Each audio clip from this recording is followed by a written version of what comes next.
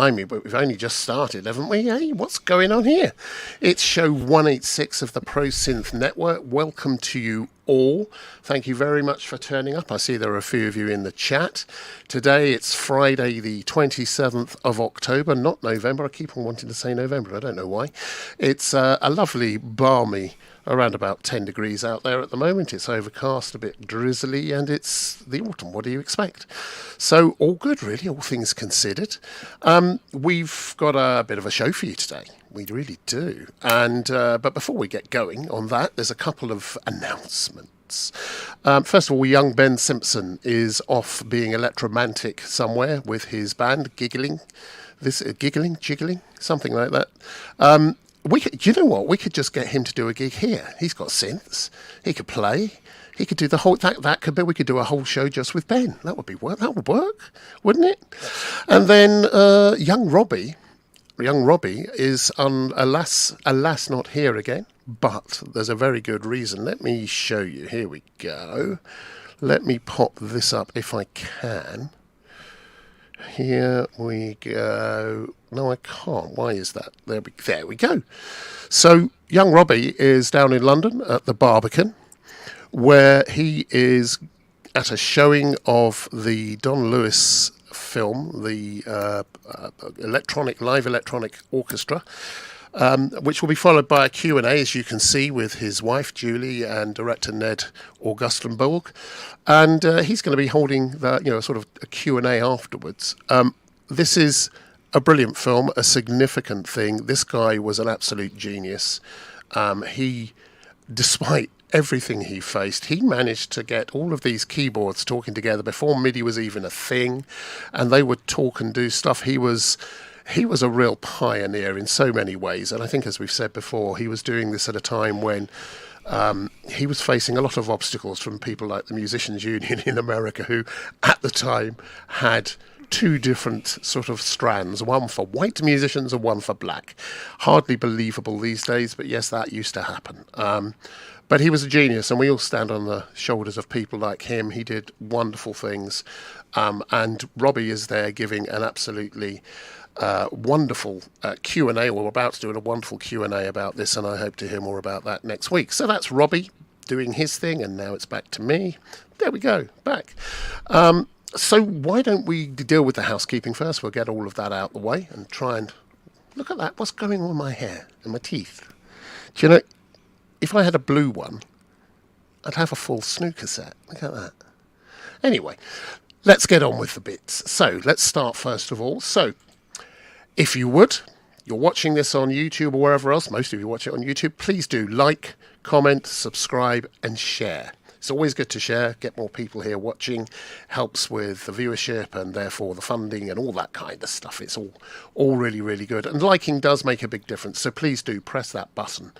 And if you like it, and if you don't like it, penguin of death. And apparently he'll come and cut your legs off. I don't know. It's not me. Penguin of death said that. So there we go. Also, donations. Now, Penguin of Death has no view about PayPal donations, but if you do donate, it keeps the whole thing running along and ticking along quite nicely. And there's a lot of very generous members out there or people watching that do keep the show on the road. So please do donate. Here you go. You can donate using the PayPal page and or using Super Chat and Super Sticker in YouTube. And we're grateful for everything you send through, because we need to build up stocks for the PSN Christmas party. So, what else? You can find us on Twitter, X, Pro Synth Network, Insta, Facebook, of course, and here on lovely YouTube. And if you have a question, pop it in the chat and put a big Q in front of it. Hopefully we'll see it. I'll try and keep an eye out for that. Maybe the mods can keep an eye on everything as well. And talking of the mods, I can never remember who it is that's modding. I'm sure it's Andrew Brooks and someone else, Synth or someone, I don't know. I'm pretty bad at this, but they do a great job, and they seem to anticipate everything we're doing and pop links up faster than we can imagine them. So huge thanks to them. They do a wonderful job. And then lastly, if you want to get in contact, email us at info@prosynthnetwork.com. And that's it. So I suppose we ought to see who else is here in the chat with us today. So let's start first of all. Young Kent is supposed to be here, but he has been having some troubles with synths. He's feeling a lot better, but he's been having trouble with synths and with computers, and his whole studio is basically in bits. So in the meantime, let's welcome instead the wonderful, the effervescent, and the very, shall we? Mr. Ty Unwin. I've never been called effervescent or very, very fat. I've been called very fat. You and me both. How are you? Very How are you? annoying. I've been called very annoying. I'm okay, thank you. How are you? I'm very good. How's your week been? What's been going on? Anything exciting? No. No.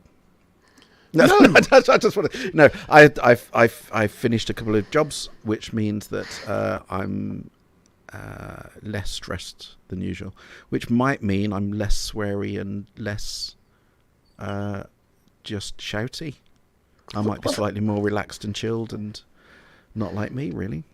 Well, So, that'll be a delight to see. I will never find you sweary, ever, never. Okay. But in the meantime, guess what? Talking of swearing. Yay! That wasn't supposed to happen, but for the moment, young Kent. How are you, Kent? Young. Yeah. Are you effervescent and very... Younger than me. Well, the world is. I mean, if you were effervescent, you wouldn't go out in the rain, would you? So, yeah, all good. Only several things broke today, but Only several? What Yeah. did? It looks like you've got an awful lot of stuff there working. well, Slate Raven decided it didn't want to work. Oh, you've still got one of those? Oh God, yeah, love it. But what has died at absolute death is my SL88. Whoa. Ooh. You just gave one of those to young Andrew Brooks, didn't you? Yeah, No, that was a contact. that was the Contact 88. So I need that back, actually, Matt. No, I'm okay. I'm going to crack this open tomorrow and see. It's not powering up. And you're feeling better because you've had a few little things. Feeling a bit better. Yeah, apparently it's going to be an ongoing thing. An ongoing thing. Yeah, something I'm going to have to get used to, apparently. Talking of ongoing things, we also have the wonderful Dr. Mike Metlay. How you doing, Mike? Hello, you nice people in the computer. Oh, God. Yeah, my standard opening. Glad to be here as always, guys. Greetings from New York City, where the weather has, thank God, been beautiful. Nothing's more miserable than doing the Audio Engineering Society convention in the pouring rain.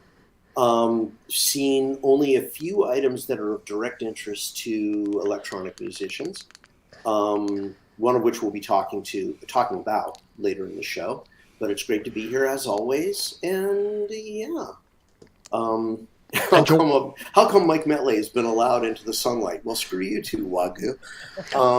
Well, we're rather liking the haircut, though. Well, yes. Well, nobody on PSN has ever seen me with short hair, but this is my norm. I had this for 20 years before I started growing it out in the pandemic, so I feel much more like me now, which is kind of nice. And a quick shout out to all the people who have been doing donations since we started.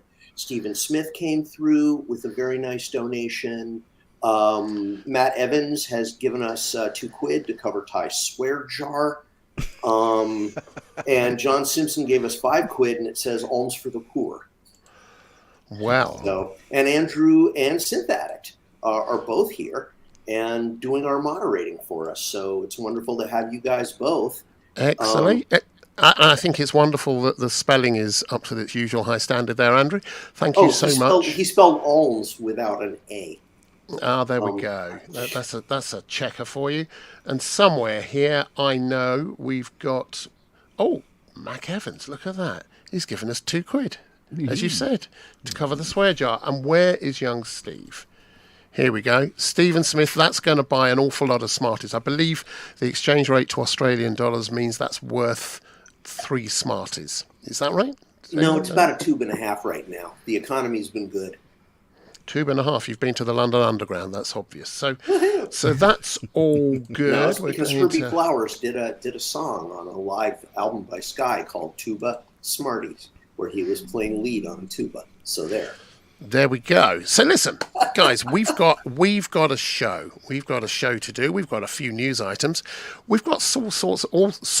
We've got all sorts of stuff ready, as it were, to talk about. But just before we came on air, I was talking with Kent a little earlier, and you've probably seen on PSN that young Robbie has rather fallen head over heels in love with a certain keyboard, which we've been discussing for months. And, of course, it's going to be, if I can find the little bugger, I've got to... See, you're just... There we go. Let's share that. Pop it up on stage. There. Oh, look at that. It's the Montage M. Again, we're talking about it again. So... why are we talking about it again? We all said we loved it, etc. I think last week we talked about it and we all thought, yeah, we'd really like to have that. And we were thinking how we might go about getting it. Since when? Robbie has come back and I think he's going to sell one of his legs. I think young Kent has already put down a deposit and is going to be getting it. And I think, you know what? I think I'm likely to do the same thing this weekend. I can't, obviously, my wife wouldn't let me, but it's a wonderful thing. So why are we all talking about this? Is it any good? Do you know what? Someone I want to talk to first about this is young Ty. What do you think about this new Montage M8x? Well, mine's arriving. I think it's Monday or Tuesday. Mine's arriving. So I've got the original Montage. I've got a Montage 7. And I mean, I can understand. It's the original is really good. That's the bottom line. It's really good. It never struck me as being special, but I thought it was a really good working, for a professional, one-stop kind of keyboard. It was always great. But I think what they've done is they've done something that Yamaha. I don't know what sometimes what goes on Yamaha's heads. But I think they've actually listened to people about what they didn't like about the original Montage, and I think they've basically just made it better. As simple as that. I think the poly aftertouch for the 88, I think that's the kind of, and so I've obviously gone for the 88 for that reason. I think that's it now, though, in terms of poly aftertouch. One of the things I always start to vent about is now there seems to be this movement that if it hasn't got poly aftertouch, then it's worthless. My argument really is that you only need really one poly aftertouch synth in your arsenal to really make use of it. But that's it. Now, I'm not bothered about poly aftertouch after this one because I've got that and I've got other poly aftertouches. But that's me. I'm not bothered about poly aftertouch if it does or doesn't have it now. But okay, and young Kent has bought one as well, or you actually have committed to buying it, haven't you? Yeah, I bought it. Yeah. Why? Because. Well, this is the first keyboard I've come across in 25 years that's been a really decent Oasis replacement. I love the sounds. I love the fact that it has a 16 channel audio interface built into it as well, so I can centralize things with the Mac Studio. I just like everything about it. I think it's 6 ins and 32 outs, isn't it? Something along those lines. But yeah, either way, it's takes some weight off the PC and put it onto the one. And are you more excited about it than you were about the Hydra synth?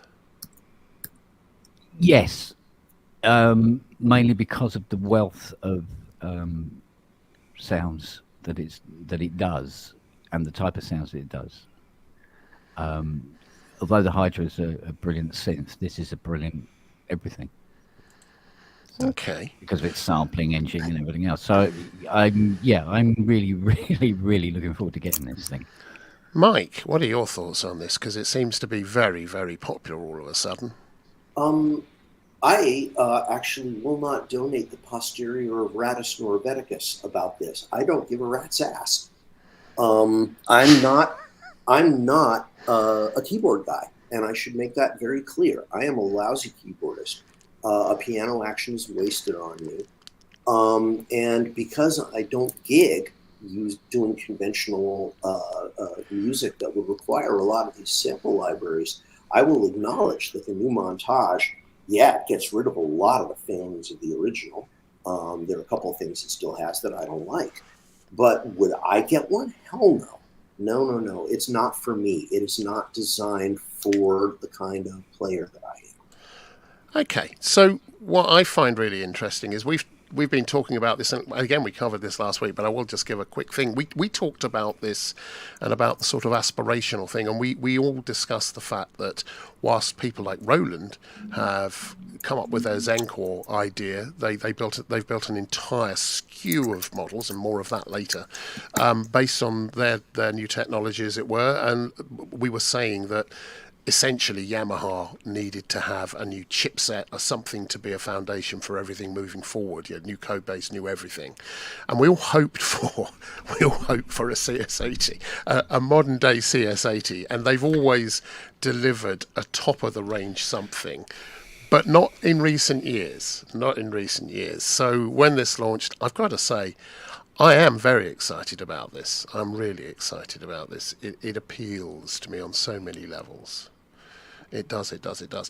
I think it's more a case of, it goes back to the days when, do you remember, so with the SY99 and the EX5 especially, you remember when it had all the modules that you could get for it, and it basically, they're all separate synth engines that you could all then layer on top of one another. And the EX5 was one of those instruments that was kind of a bit misunderstood, but now he's kind of really highly regarded. And I think all they've really done, all this really is a kind of very highly developed EX5, really, because they're all separate engines, but you can link them all together. The polyphony is now obscene. The sample memory and the sample manipulation is now obscene. The fact that we've now got, it's eight operator FM.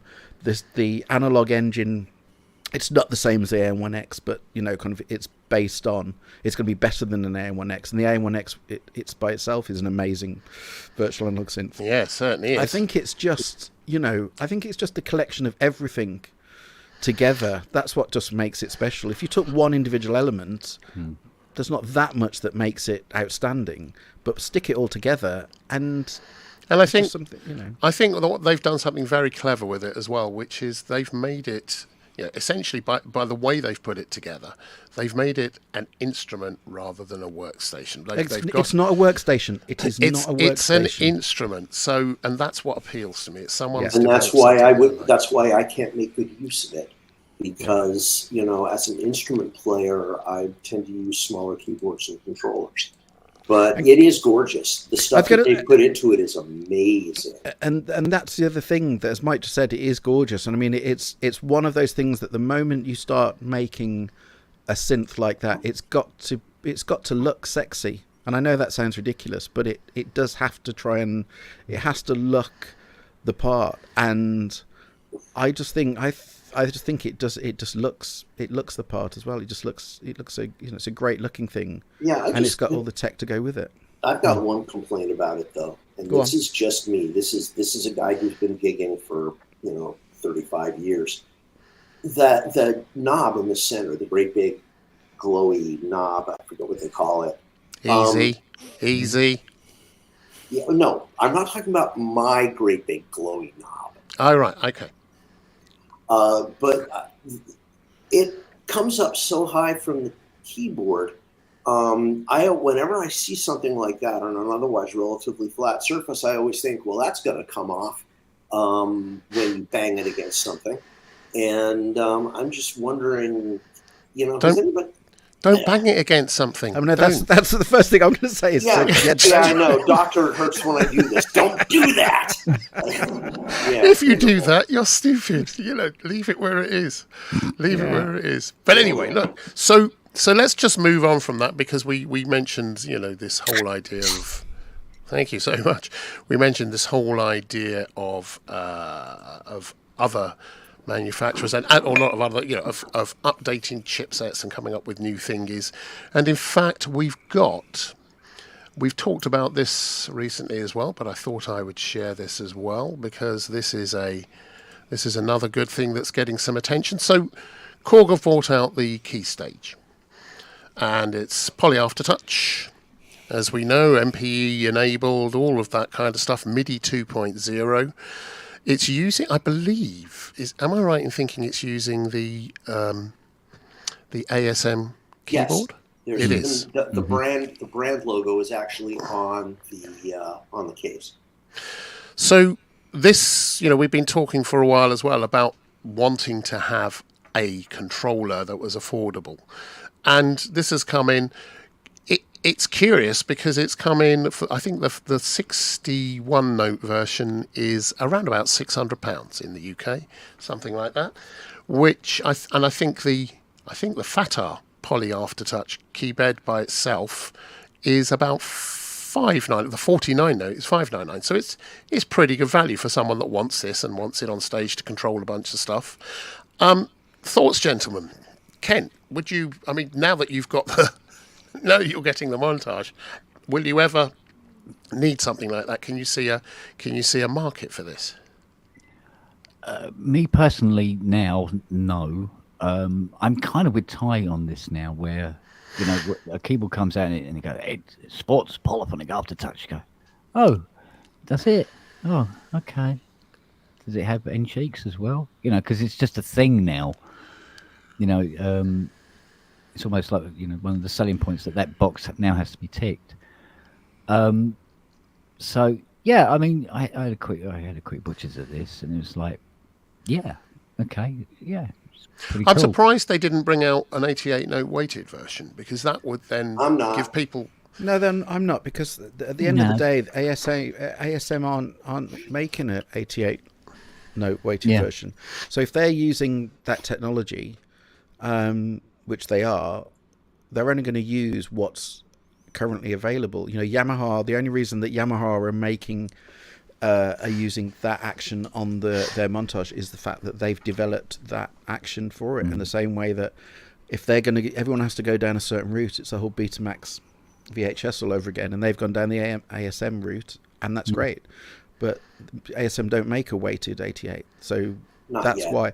Not yet, absolutely. I'm sure they will, but at the moment they don't. I think these keyboards, actually, they're not for me. I think at some stage I may possibly get one, possibly in maybe another room, but I think there's one thing that they're missing a trick here that is kind of kept. It's not deep down in the specs, but I would be absolutely punting this one, which is it's an audio interface as well. So it's poly aftertouch with an audio interface with MIDI 2 point whatever, which essentially means that you can link it up to your laptop, and you can then, for stage use, you don't need a separate audio interface. You just take the outputs of the keyboard, and that's it. That's your stage rig. It's a laptop and that keyboard, and you've got a stage rig. And even for people like Kendall as well, or yourself, if we were going live and we don't want to take this bloody great heavy M8X, the new year, the software's coming out for that, free to people that already own the keyboard. You can just connect something like this to it, and you've got essentially everything you need. It's not the weighted and it's not as wide, but you've got that rig.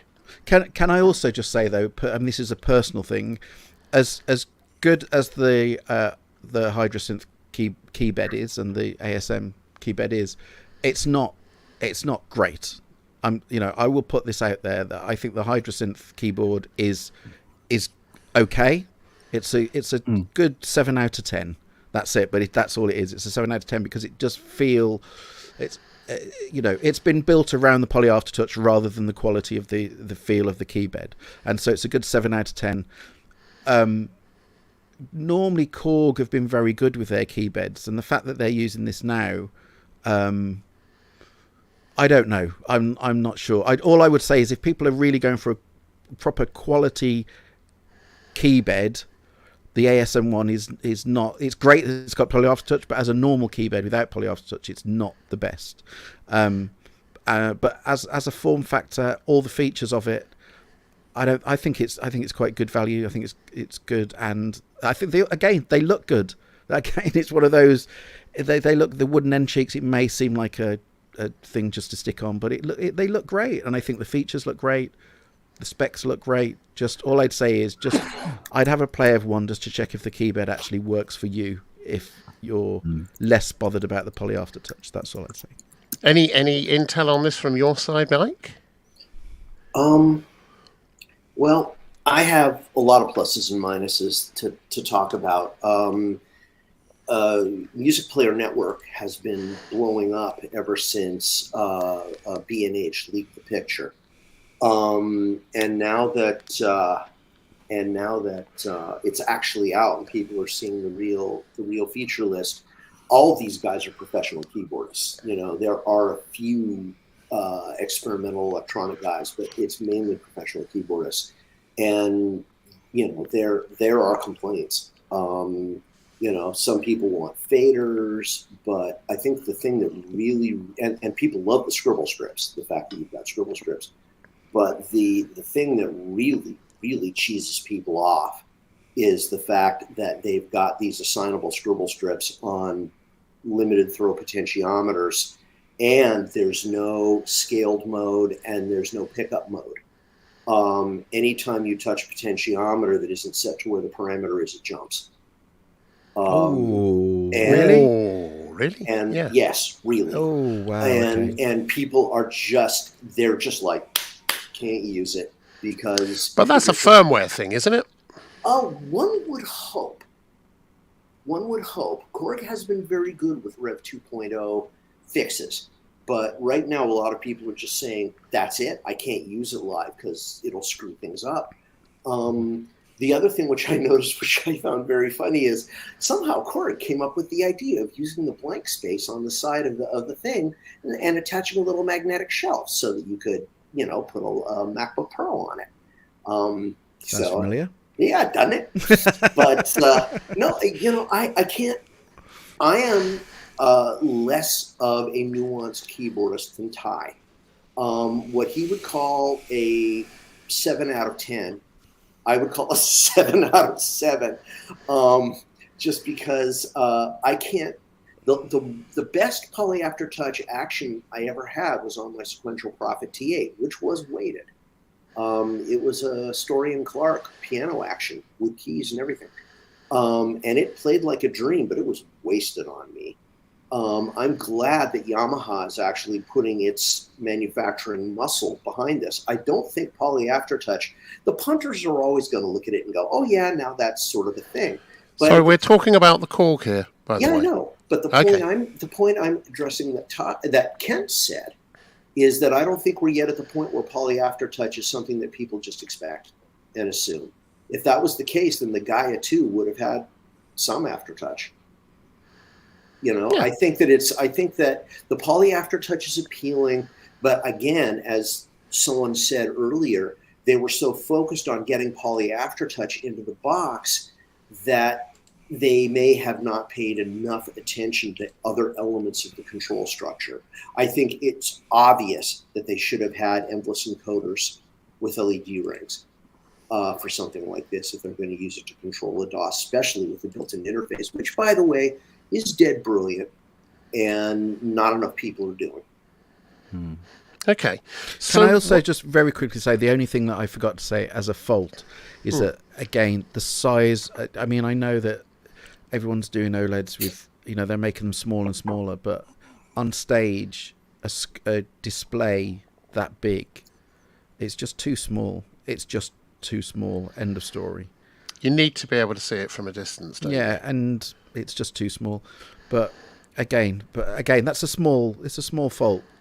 I mean, I think they're good. I do think they're good, but I think, yeah, as Mike said, especially that thing about the you know, kind of jumping. That's well. I think the funny thing is, I think there's going to be a lot of people out there who have now access to MPE and poly aftertouch capable plugins, who couldn't afford to buy one of the weighted, or maybe even some of the other, even the Hydra synth. They may not be able to afford to buy the deluxe version at whatever price that is now. I mean, it's not massively expensive, but there are lots of people out there who can't afford it, and they've got plugins instead that they can use.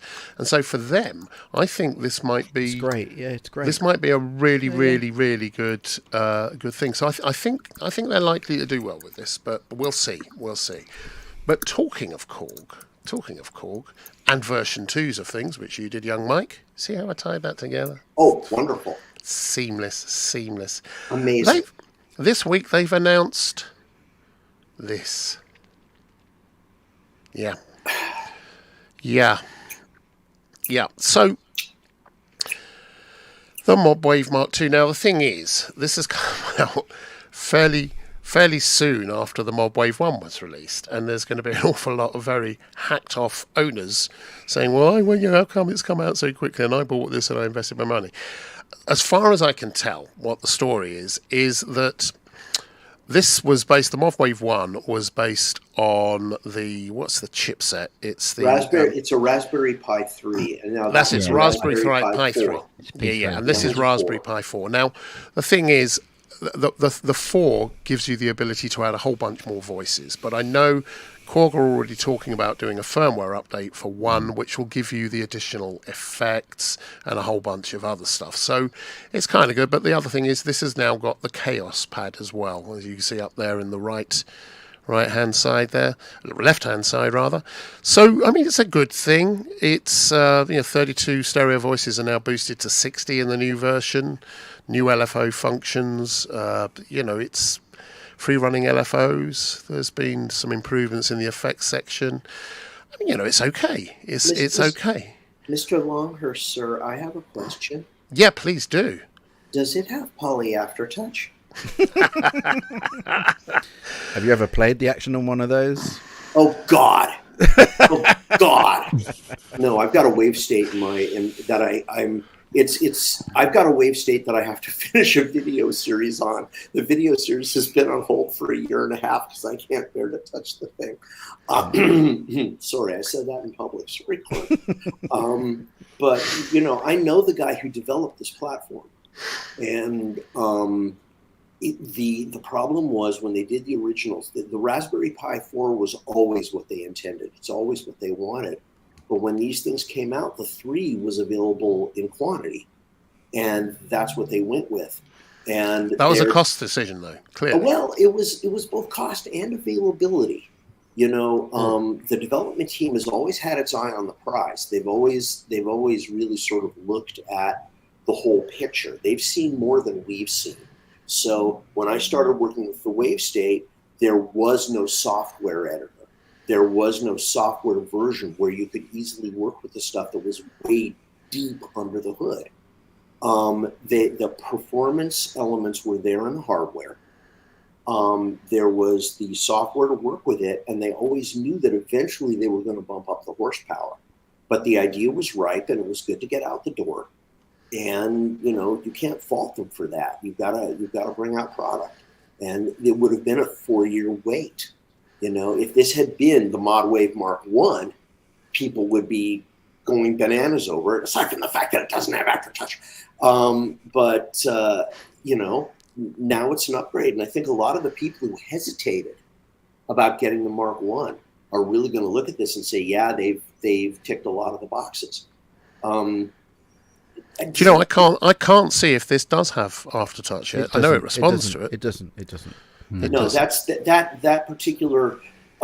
Kent may be able to correct me on this, but my understanding is that all of those things use the same action, the same chassis, the same everything. Yeah, all they swap out is they swap out the front panel, obviously, and therefore the main board is swapped and the processor's swapped. So it's just literally a drop-in thing. They're all the same chassis, and they just drop in the different engines. So that's the Op6 and the Wavestate and the Modwave. And so with the Modwave, I have to confess I've not really played with one. So I've seen videos on it, etc. Have any of you actually had one to play with? What do you think of it? There's one there. I've got Oh, look at that! Yeah. What do you think, Ken? What's the story? Give us the spill the beans. I can't see if there's a keyboard in my studio that I don't play very much. It's probably because it's too far away from my lazy ass, and no other reason. When I have played it, I found it to be quite pleasant, actually. It's got a lot of interesting sounds on it that not necessarily the other machines can do in their own right. So it does have a kind of a cheap plasticky kind of feel to it. But then it had a cheap plasticky kind of price, so that's fair dues. I mean, if you compare it, say, with the Pro 3, you're an idiot. It's not in that ballpark. I've always found them to be quite, fun. They're fine. I've got no problem with it at all. I remember Robbie saying to me though, he said that I would be able to get the features in the firmware update on the Mark 1. That they're offering on the Mark II, apart from probably the poly aftertouch twat, the extra polyphony, but that's only because the CM4 is a completely different beast to the CM3 anyway, so it wouldn't be available. Sorry, Steve says they did add Aftertouch to the Wavestate SE, and my response in chat was, "You mean the $2,000 Wavestate SE that otherwise has absolutely nothing, changed?" I still don't Steve's get response, that. Steve's response is, "Oh, I didn't say I wanted one." Yeah, but it's weird. The way I've been using that Modwave anyway, I'm not really bothered about even the firmware update. I just find it as it is. I use it every now and again if I'm trying to fill in a gap with something that doesn't sound like everything else. That's all. The only problem I have about the Wavestate is the fact that all the crap when they were saying this is a continuation of the DW8000 and it sounds like a DW8000 and on steroids, and it doesn't sound like a DW8000. No, that's it the do bottom not. line. It just sounds nothing like a DW8000. It sounds nothing. And I think I just object to the fact that they're using that as a selling point. It doesn't sound like a DW8000. Yeah, but the vast majority of people have no idea what a DW8000 sounds like. Yeah. Mine was one of my main studio keyboards for years and years. Yeah. The Wavestate, that never even occurred to me. It's just Modwave or whatever. It's probably just one of those sound bites, isn't it? It's just one of those sound bites, like it's taken the market by storm and it's military grade and all that sort of bullshit you get on those adverts on YouTube. But it's like, yeah, whatever, mate. Yeah. All I'd say is the combination of what it sounds like and it sounds you can get exactly as Kent said. There are some great sounds in there.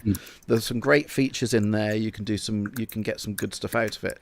But the build quality, as with all of them, it is poor. It's not poor as in kind of M-Audio Venom poor, but it's not great. I mean, the quality is good. It's just the whole thing is plastic, and the key bed is not a great key bed. But as I've said time and time again, all of those, the Wavestate, the Op6, and that, for me, I consider them as modules. I don't see them as keyboards. I see them as modules that just happen to have a 2-octave keyboard on the front, which is really handy when you're programming them. But I don't see them as keyboards. They're basically modules. Yeah. The two things I'd say is, first of all, the SE versions, honestly, just absolutely bonkers. I'm just waiting for those to actually be flying out the door for 900 quid in a year's time, because no one is going to be spending $2,000 on those. Complete waste of time. No. The thing is about the Mark II, the one we're talking about at the moment. I think the one thing to put in context is the fact that all the early stuff about this was basically saying, are they mad? This is now going to come in at $899, and where's this extra money coming from? It's not $899. I've gone and had a look. Basically, they're coming in at $699. And bearing in mind a Mark I at the moment is about $550, which essentially means at the moment you're paying about 150 quid more, and then you have to decide, is that worth it for the extra voices? For some people it will, for some people it won't. As for the free running LFOs, as Kent said, I'm not that bothered about it if that never really makes it to the Mark I. And then there's a few things with the Chaos Pad. There was always a Chaos Pad on the first one. It's just that they've added more features. That's it. But the Chaos Pad was always there on the Mark I. It's just extra features. As you say, it could be that those extra features come, and the only thing that the Mark II gets over the Mark I will be the added polyphony. people have got to decide if that's worth 150 quid to them. For me, it wouldn't be. But don't particularly diss it as a keyboard. I think if you look at the competition as to what you can get for the same kind of money, there's not a lot out there that's... Hydrosynth Explorer. Yeah, but again... Mini Freak. Okay, yeah, but again, they've all got mini keys. And again, for you, Mike, that's great because you're not bothered about the keys. But from a keyboard point of view, as crap as it is to have the actions not that great on a 2-octave keyboard, they're full-size keys. For a keyboard player, that's a big thing. I mean, you know... Paul, so, I mean, there's there's only really the modal stuff of a similar kind of price, and they're shooting up in price. And they're not my. I would prefer to have this over them. But I mean, it's okay. And as you know, would I be? If I mean, I've got a Mark 1. Am I looking at this going, oh my God, I've got to get Mark II? Not in a million years. No, I literally read through all the spec and just went, no. And I think one of the things that's clear now is that Yamaha are changing their entire view about what they need to be putting out to the market. And I wouldn't be surprised to see this coming out as software plugin. Yamaha, Korg. Sorry, Korg. Yeah, sorry, that's what I meant. I knew something. I'm just going to excuse myself. Bye. You've really got that montage on the brain now, hasn't he? Yeah, I have. I'm getting semi. So, okay. I just wanted to mention one other thing whilst we're talking about super cheap gear. I don't know if I should do this or not. Oh, do it. Do it now. Okay. Do you think I should do it? Oh, if it's bad for you, definitely. It might be. I might get hit. I might get hit. I might lose a friend over this. If it makes us feel better, go for it.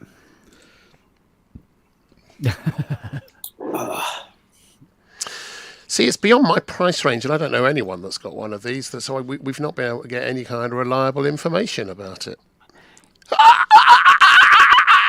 Yeah, we saw that one coming half a mile up 3rd Avenue. Go again. One more time for me. Have you got a little stool with it as well that you can stand on? Is that the Wavestate? What? Yeah, that's the stool. The Wavestate is the stool. Yeah. Yeah. So, have you played with it yet? Well, it's not just sat here doing nothing. I mean, I should point out that it's right in front of the CS at the moment, so it wouldn't be sat there unless I was actually playing with it. Yeah, I have. Yeah. And is it a lovely or a not lovely thing? What's your? No, it is very good. It's very good. It's not your. I mean, I know everyone's been through all this. It's not your average polysynth, and it never will be your average polysynth. And it does things that you couldn't really do on any other synth or polysynth, including, just so everyone says, including an Oberheim 8 voice. So it's kind of unique in that respect. At the same time, if you want to use it as a polysynth, it's unbelievably frustrating, just because that's not what it's made for. And I think that's what's great about it, though. What's great about it is the fact that it's own kind of synth. It's a polysynth, but it's not a polysynth. It's 8 monosynths, but it's not that. It's it's a polysynth. And it's kind of a hybrid of all of those things together, isn't it? It is, and you can make it do. You can basically treat it in any way you want to treat it. It's just, if you want to treat it in a traditional way, it's very frustrating. If you want to treat it in a wild and wacky way, it's fantastic. I have a question about it. Go for it. This is something which has been important for a good 30 years. How's the piano patch on it? Of all the synths I've got, I can honestly say it's the one synth you're never going to get a piano patch of. You're not even going to get anything vaguely resembling. And you can't even throw a challenge out there on that, can you? No. Who else is going to participate? So listen, at some point, Ty, I think I've spoken to you about possibly coming over and having a look and maybe doing a little filming. Is that still up? Are you still up for that? Of course, absolutely. That's absolutely fine. That would be really cool. At the end of the day, it's it's a very special thing. It's amazing that Tom is actually, that any company is actually so bonkers to do this. The world needs Toms. That's as simple as that. Mhm. And They do. it's a great thing. I have another question. Could we have a listen? Is it hooked up in any way No. for us to hear? No, you can't at the moment. No. Oh, well. No. Yeah, Sorry. bugger off. I suffer. No, the only reason is because suffer. I'll be completely honest. What I'm doing at the moment is I'm literally going through it methodically, because there's bits and bobs that need fine tuning, and Tom knows all about this. And we're just doing feckling and all of this. So I'm basically all I'm doing is listening on headphones. That's all I'm doing. It's not even I've coming never through the main feckled. system. Is feckling fun? I've never feckled. Feckling is the most amazing. No, it's so everything's done on cans at the moment. Question from Paul Artola. Does Ty's Maximus have a name like Boopsy? I do not name anything. I don't name my cars. I don't get this thing. It's such. Some people do name their stuff, don't they? No, nothing in my life has a name. My decking out the front is called Mrs. Betty Goose Creature. Okay, of course it is. Yeah, why wouldn't it be? And the hedge is Mendelssohn. What else would it be? But that to one side, I'm with you all the way. Don't name things. That to one side. Well, apart from the decking and the hedge. Penguin of The Death. trick is you don't name everything. When something becomes really, really super important to you, that's when you name it. I have 2 things in my studio that I've ever named, and and that's it. I name That's what makes things and it they fucking special. annoy me. I'm the other way round. Go on. Such as? What was annoying me the other day? Oh, when the Osmos packed up, where the power supply melted on the inside. What? Yeah, it's it dry jointed. There's like a big sinking resistor in the power supply, and it just fell off the board. So they put that back on. Thank God it was a big resistor rather than the miniature little spider shit size ones that are next to it. But opening it up, oh my God, they hide the screws. Well, of course they do. It's aesthetics. Yeah, but then the screws are security screws. But they So hid what did them as what well. did you call it? Is it repeatable? Not on this show, no. Okay. You'll have to come back for the pub. Come to the pub to find out what he its called name it. is at the moment. I think Ing may be in there somewhere. Ing. Yeah. Ing. Yeah. Yeah, there we go. So listen, we've been covering, and we will come back to that, Ty, if you don't mind, because I think that's going to be, I'm really interested in seeing that. Honestly, Steve. it's of course, absolutely. But when you're comfortable with knowing your way around it, and I can spill some coffee on it, that's good. And I've done the feckling, yeah. Yeah, all the fettling, the fettling. So listen, we've been covering a lot of synthy stuff as per normal, but sometimes when you've got synths, you need something to put them through. So again, It's done it again. just flawless. It's like having Robbie in the room. Amazing. It really is. It's really like having Robbie in the room after about 6 drinks. Yeah. And so let's have. I think we should have a quick look at this.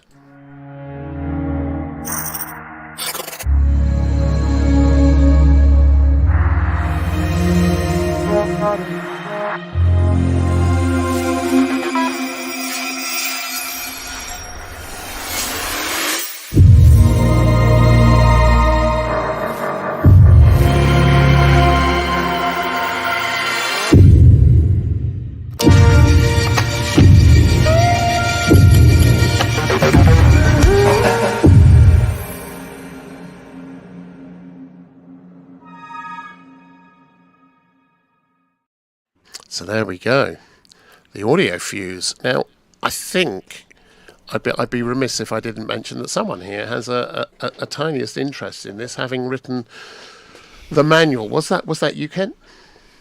No? Yes. It was you?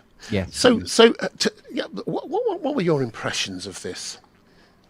I found that writing the review on this was incomprehensible, so I handed it over to somebody else, but I can't remember who. I think it was Ty. Ty, you wrote the manual on this, didn't you? Well, I had a go at it and then realised actually it just kind of needed an American touch, to be fair. So I handed it over to Mike. Mike, do you know something about this? third choice. Yeah, I literally wrote the book on this beastie. So yeah, I've still got mine. I've been working on it for a year. For a year? Yes. The way this works is, for those of you who don't know, they finalize the hardware first. They make sure they know what the feature set is. They do everything, and they get it laid out. But the firmware is very, very basic. And so when I got mine, it was one of the first 10 units, I think. It was a prototype, fully operational, but the front panel was slightly different in terms of labeling, and the firmware was empty.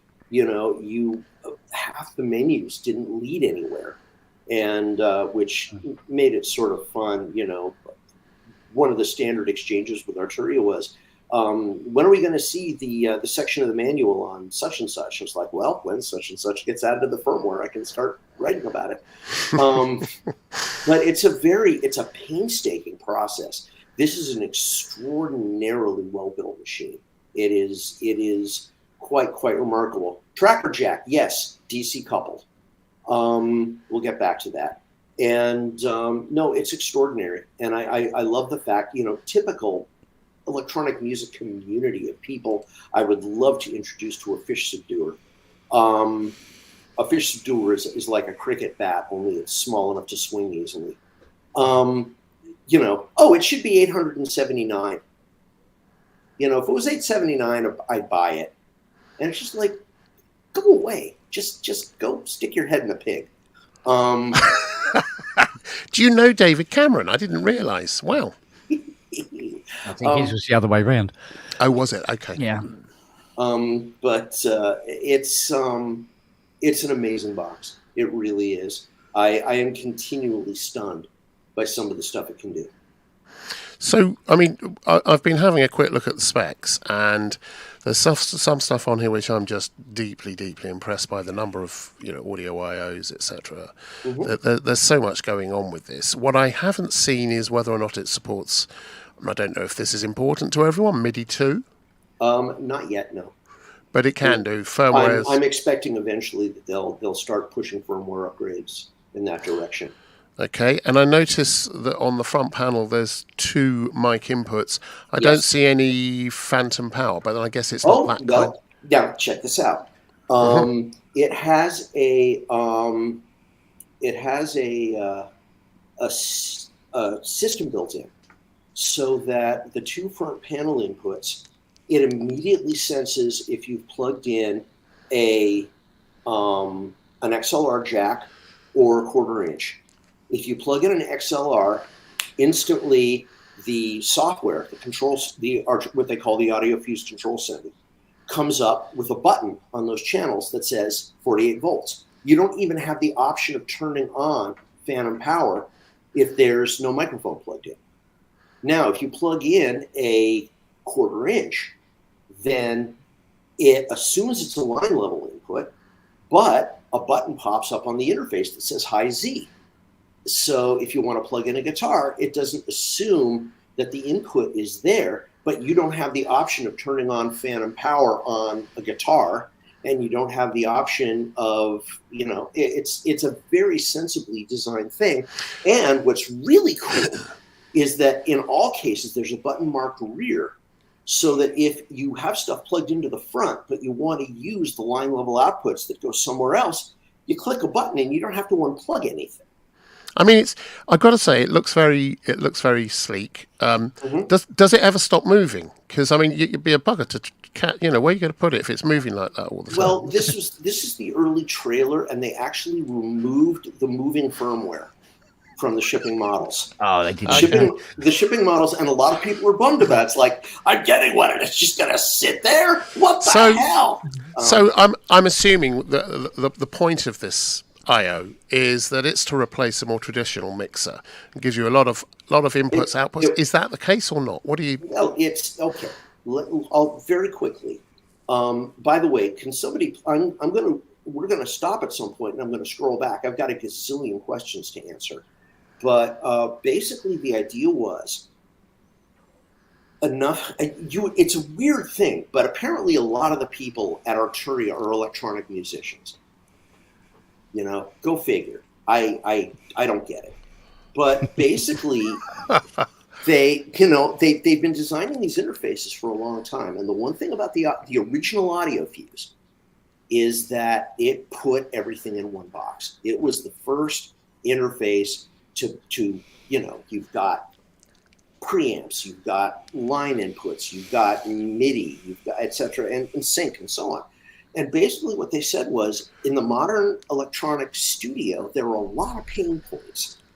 And what they said was, let's build an instrument that will handle 90% of the audience that wants to use real synthesizers, hardware synthesizers, software synthesizers, DAW software, and multiple controllers, both 5-pin MIDI and USB.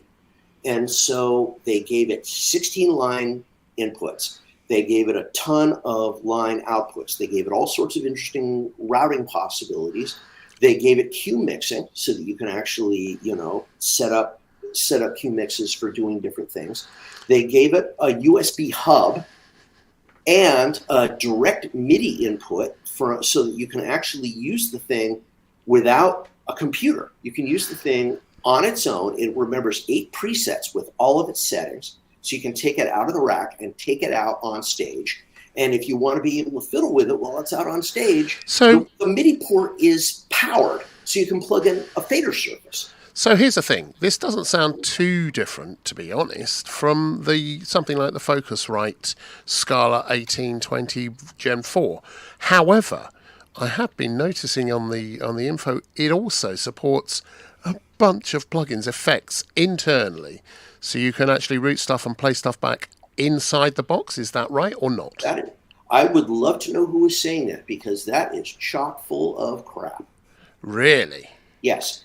No, the what it does do is it allows you to play back. It allows you, if you've got instruments that are going into a mix along with your software instruments, you can actually rig 2 of the outputs to be 0 latency pass-throughs. So you can record something into the DAW and at the same time send it out through a stereo output to external effects or an amp or whatever. And those external effects, you can also set those outputs to be an extra pair of line outputs that you can route wherever. You can also make them 2 headphone outputs, so the thing's got a built-in. Oh no, that comes with it to run on the DAW. And the thing has very low latency, but it's not a lot different than running a plug-in through any interface of that type. But then the other thing that it does with these extra outputs is it does reamplification. And I don't know if any of you guys have ever done reamping with the guitar signal, but that is a huge deal for somebody who does guitars as well as electronic instruments. The fact that this thing does reamping built in, and by the way, it does it really freaking well, is a huge, huge plus for anybody who likes to put a guitar in. So, Ken, you were talking about this earlier. You had been thinking about getting this. I know you'd been talking about it, but then you said, "Now I've got the Montage coming. Do I need it?" Is that right? For what I have in here, yeah, basically. I was looking for a one unit solution, but the Montage is coming with her interface as well. So between that and the Scarlet, I'm kind of sorted, to be honest. Ty? What? Hello. How are you doing, Poppet? How are you doing, Poppet? You're a lovely looking thing. Not as pretty as me, obviously, but does this appeal at all? Oh, I mean, does it appeal? I think it's very appealing.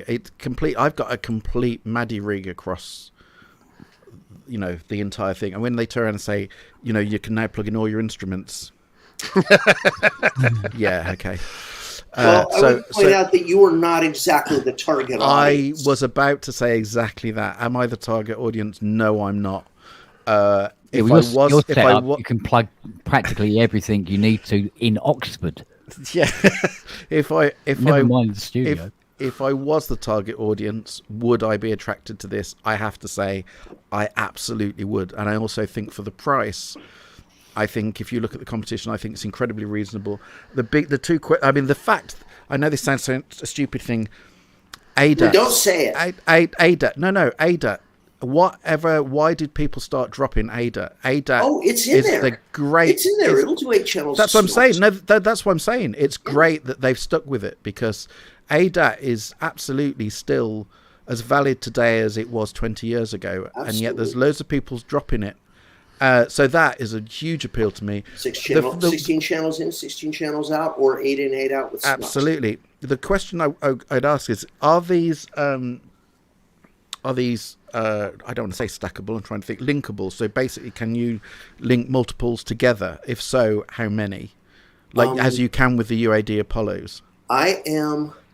Right now, the software does not support that, as far as I know. My guess is that if enough people ask for it, it'll happen.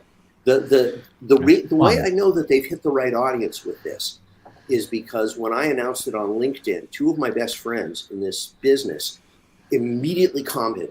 One of them said, "Looks nice, but it's too small." The other one said, "Looks nice, but it's too big." And I'm like, "We hit it." For me, I'll tell you how it could possibly be, is the fact that, I mean, I've said this before about in that third studio that will basically become, I want to use the word playroom in inverted commas, so room of inspiration. Each of the, I'm not going to have every single synth plumbed in 24/7. It's not really feasible. But what I am going to do is, so basically each keyboard stand, which will be full of stuff, is going to have its own its own mixer just for that, which will then have stereo out going into a tube, a valve desk at the front. Yep. So basically, as sub-mixers, I'm already looking. I don't want to get the new Yamaha mixer, kind of whatever. Is it DM3 or whatever it's called? These little ones that are coming out with the touch screens, and that's exactly it. So I've already looked about getting some of those to use as submixers. But the reality is, it's perfectly possible that you could use these as submixers. I think that's what I'm finding. Yeah, the reason I'm liking this, and I have to confess, I do like this a lot, and I think it's because unlike you, I don't have the same kind of MADI setup as you, but I do have an awful lot of outputs from an awful lot of gear that I would like to be able to run, and I've got things running around the studio, so I've got links going everywhere. Mm-hmm. And the fact that I don't need to have a computer on, that whole thing of having to switch on a computer to be able to hear shit drives me nuts. It drives me nuts. You can store 8 different configurations. Yeah, so I mean, I've got various different mixing desks, but they're all getting a bit old and smelly and a bit crackly, and performance is going. So I've been thinking about getting a desk, and I think this will probably do the job instead, because you can actually have it running without a door attached. I think it's. I can honestly say, if I was in the market for an interface at right at this moment, and I didn't have the setup that I've got, I honestly think this would be top of my list. I can't think of anything else around that kind of money that is even coming close. The big thing that no one's mentioned, the thing that no one's ever talked about, and this is almost taken as read these days, is that I'm trusting that the sound of the actual converters, that it actually sounds great, and I'm taking that as read. Because it's glorious. Yeah, it's glorious. I'm taking that as, it's not like it was, 10, 15, 20 years ago when every interface sounded completely different. And the reason I went with RME was the simple fact that sounded best. It wasn't even that it sounded best. They sounded the most neutral.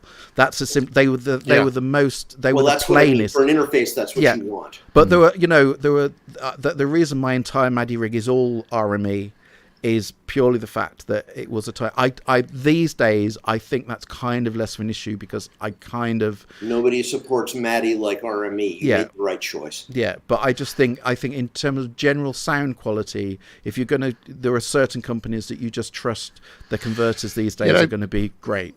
Funny thing, I remember years and years ago when I was working for a company called Emu. No, probably none of you know I did, but You've never mentioned that before. I never have. But one of the things that was interesting about their way of thinking about stuff, which was a very American thing on their part, was whilst everyone else in the industry for samplers and sound cards and other things, they were sort of spending for their bill of materials sort of 50 cents for an A to D and a D to A. Emu were paying $11 each because they had really, really, really good converters, and that was the sound that I loved. I really loved that sound, and so this kind of thing, if it sounds good, and I'm going to take your word for this, Mike, it's lovely. It's whisper, not even whisper quiet, silent with gorgeous dynamic range. I love it. Does it come with cake? The cake is a lie, actually. Well, I'm going to get one then. Yeah, I know. Can I answer a couple of questions that people have asked in chat? Of course you can. Go ahead. Well, somebody asked if it records CVs. It doesn't record CVs, but it can send CVs because all of the outputs are DC coupled, which means that you can send static voltages and they don't get lost. So you can run a modulator with it if you've got DAW software that can send control signals to an interface. Wow. And somebody else asked, is there going to be an iOS app? I wouldn't plan on it because Arturia does not have a single developer for iOS, and those developers are not in-house. That's why, for example, on their original bunch of iOS releases, some of their apps are really amazing, and some of them are very buggy. Yeah. iOS app development is always made. But listen, I've got one here from Wagoo who makes a reasonable point. What's your networking is not a hugely tricky thing to add, but at this point, it hasn't made enough penetration into the kinds of studios that would need this interface to make it really a worthwhile thing to give up real estate for. And I want to emphasize, I'm seeing all kinds of people in the chat saying, it's not enough for me. It's not enough for me. This is the Pro Synth Network, you jerkweeds. For every one of you, there are 99 guys who are going, you mean I can put my entire rig of 16 vintage monosynths into this thing? I wouldn't count necessarily on the next invitation being in the post just yet, Mike. But jerkweeds. But no, I think it's a very good point, and I think it does seem to address a particular section of the market. It's something which certainly when we're Sorry, Dave Surchek, my buddy from back home. It's like, tell him, Mike. Wait, what? Do what? So listen, I think it's a good thing. I really do. I think it's great. I do generally think it's great. It was a labor of love, and I'm fond of it. I would imagine they are going to be making them linkable, and we'll have to see what else comes along with that. But it's a nice thing. So that's all non-synthy, except that it's synthy. Only it's not, but it is. So what else should we look at next? Do you think now we've gone? I mean, that was really high, really, really sort of high quality. Yeah, that's sort of the top of the notch, the top of the pile in audio. So should we take it down a little here? Do you think? What do you think, guys? What we're going back to our friend. Slam it for a while. The Lo-Fi 12 XT features a retro 12 kHz, 24 kHz sampling engine, complete with a 12-bit sampler mode. This can turn any sound into a pleasant lo-fi sound. So please, use your own ears.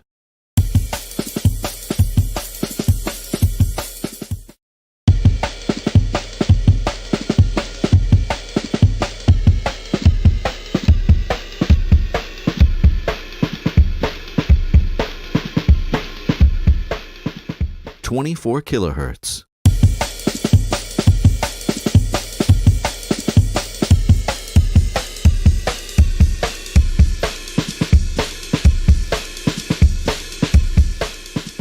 The Lo-Fi 12 XT allows for easy editing of sample loops, as well as attack and release, enabling you to use any sound as an instrument.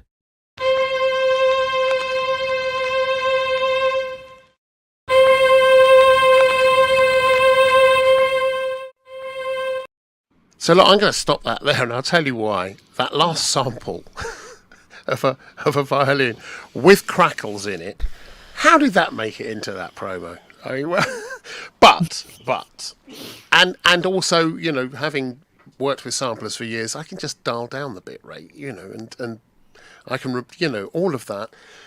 Thing is, these guys do make some stuff, and they do get a lot of these sold, and they're doing it as a crowdfunder again, I believe, and they've stretched that goal. They've got all the funding they need. They seem to be hitting on something really quite spectacularly clever here. Oh, there we go. Wrong one. Is that it? There we go. Somewhere here, I'm going to find the right layout, but not immediately. No. Going well. Do you know what? Why? It's because I haven't presented anything. That's why. I haven't found the screen. So here we go. Let's stop being a dick. Bring it on here. There we go. Don't be a dick. There we go. So here it is. They seem to be doing something. They seem to have some secret sauce, because they are selling a lot of units, and every single thing just about that they've put up on Crowdfunder. Yeah. Can I? What do you want? What do you want? Go on, Ty. I'd say this just frustrates me on so many levels. So I bought the sample track, and I mean, honestly, it's one of the most. I mean, in a way, I'm glad Robbie's not here, because Robbie will watch this back going, no, it's amazing, it's brilliant, and it's fantastic, and everything that this company produces is amazing and brilliant and fantastic, and it's not. And the sample track is one of the most frustrating things to use. Absolutely, so archaic in the interface and the way of using it, and the feel of it. It just feels plasticky and rubbery and cheap. Thanks a lot, Ty. Nasty. I'm trying to sell mine. Oh, sorry. And it's great and sounds amazing, and the feel of it is special. And yeah, no, it's just nasty. But this is coming. But this is coming from you. No. But this it's incredibly archaic. But the main problem I have with this company, more than anything else, is they produce all these individual instruments that there's so much crossover with everything, but they always concentrate on this one's more like kind of 8-bit, this one's more like kind of 12-bit, this instrument is more based on the sequencer, this one's more based on the... Basically, if they're going down such niche paths for each instrument. Well, if they put it all in one, then if they put it all in one instrument, they'd have the Teenage Engineering OP1. Yeah, what's your point? But that's the whole point. Yeah, if they put it all together into one instrument, so you don't have to I can only use this instrument if I want the samples to sound crap, and I can only use this instrument if I want them to be sequenced in a different way and actually sound decent. If they put everything down into one instrument and actually built it in something other than just cheap plastic using not very pleasant rubber, then all of the punters who want to be able to do this thing would never pay for it, because, like the people in chat talking about the Audiofuse, it's too expensive for what it does. What they're doing is they're churning out a lot of simple, cheap boxes that people who do YouTube videos can easily explain to people who learn from YouTube videos. They've got their market, and you can't argue with making money.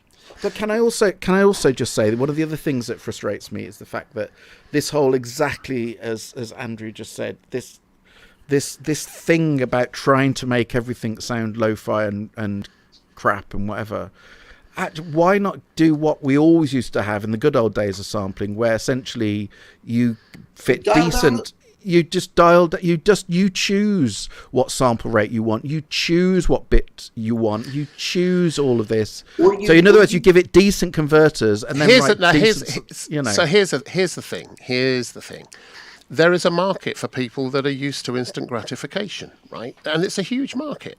And that's clear because every time they launch something and they put it up on Crowdfunder, it always gets oversubscribed. So whether or not that's you and me, we're not those people.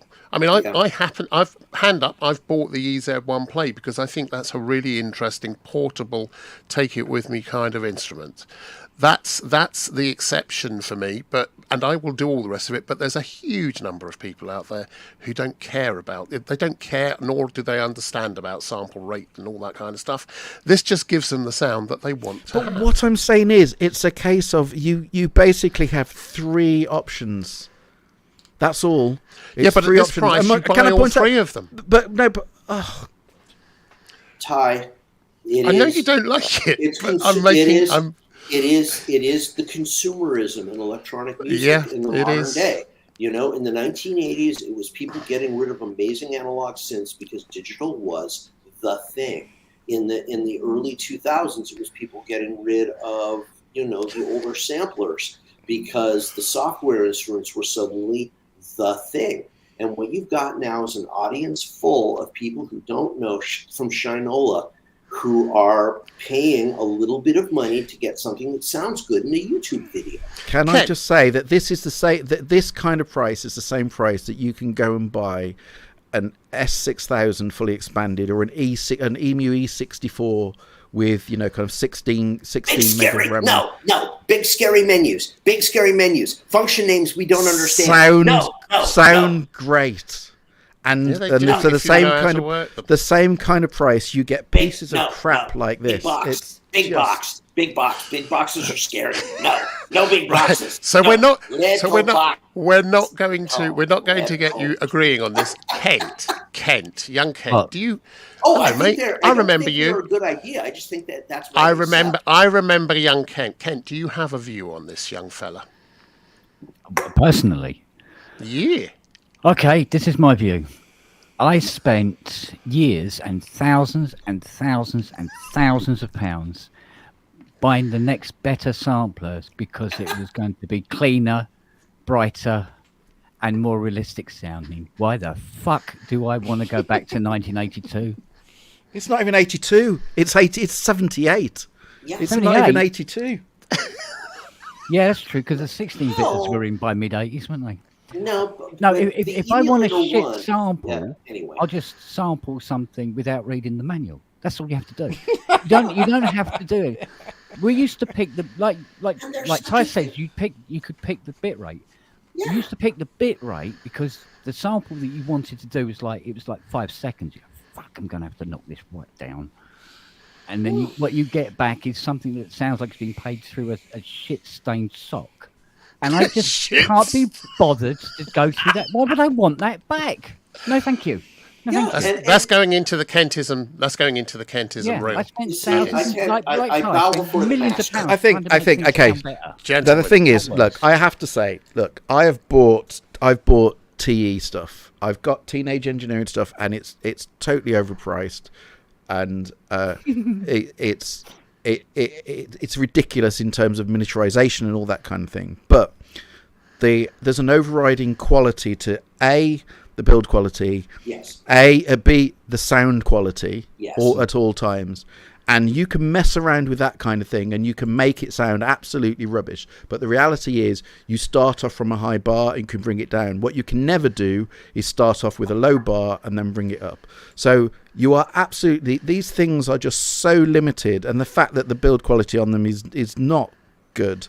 It just annoys me that people spend this kind of money, exactly as you're saying, spend money on it when they don't realise it. If they just took a step back, and rather than looking at what's new and trendy and in and rather than looking at it like that, if they actually look a broader palette of what's available, both new and second-hand, they could enter a world way beyond what they can do with these little pieces of crap. Yeah. And then you know, all the digital stuff that's still relatively affordable will be up there in the stratosphere with the analog stuff.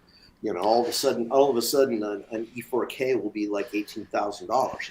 But hey, I just, you know. So this is about the audience, and we're This is not about the the audience. We're not the audience for this. I do like the idea, and I'm waiting for delivery of the EZ1 Play. I know it's going to be quirky, but it's going to allow me to do things on the move that I otherwise couldn't do.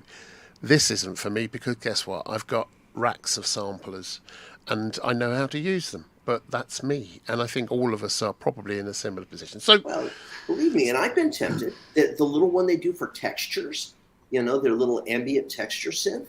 I've been curious about what that sounded like. But hey, you know, I can't afford it because I just blew out both my knees on pledging for a Caladan. So okay. Hate you people. Hate you people. So talking of dumbed down and lo-fi and all that kind of stuff and things which are just made for people that like things simple in their lives, how about we have a look at this?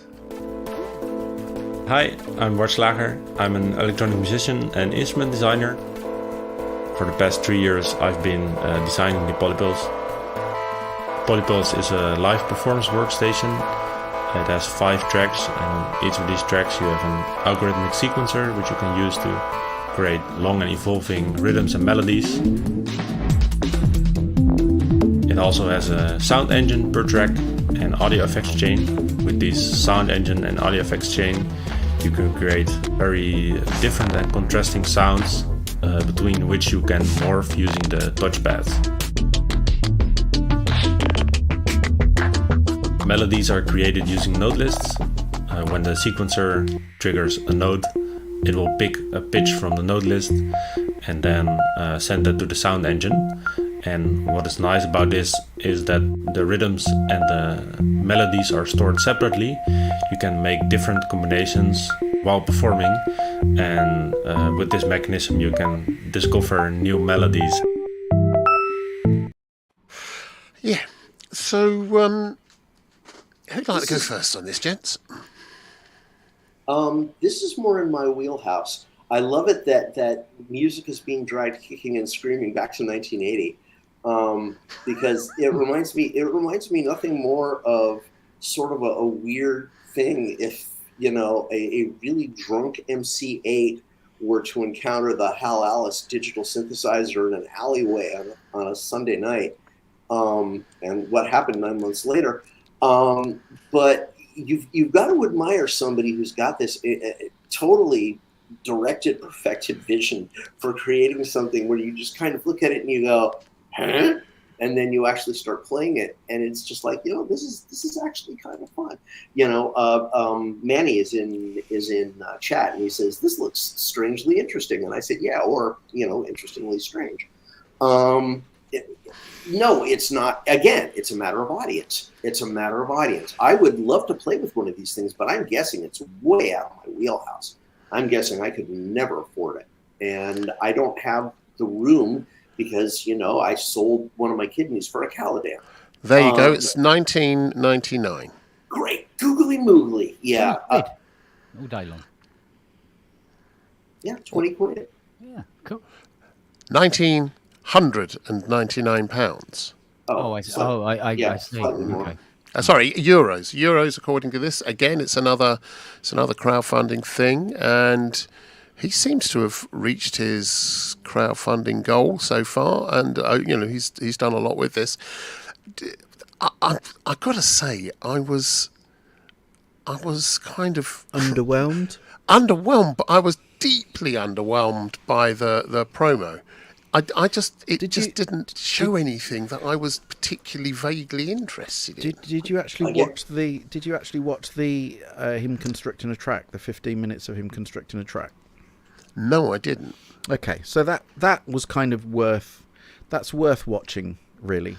Can the mods find that and put it up? For a reason, and the main reason being, this is I can't even explain how this is not for me. This is 1,000,000% not for me. But in the same way that I think it's great that Tom's knocking out stuff like that, I think it's great that there are mad people, you know, producing stuff like this, because I think there is going to be a market for it. The differences between this and the last thing is that this has got a quality about it, and there's a bonkeredness which is, it's going for a niche which is trying to do something that hasn't really been done before in a hardware form, unlike jumping on a bandwagon from, as Mike said, from early 80s. This actually kind of goes back further, really.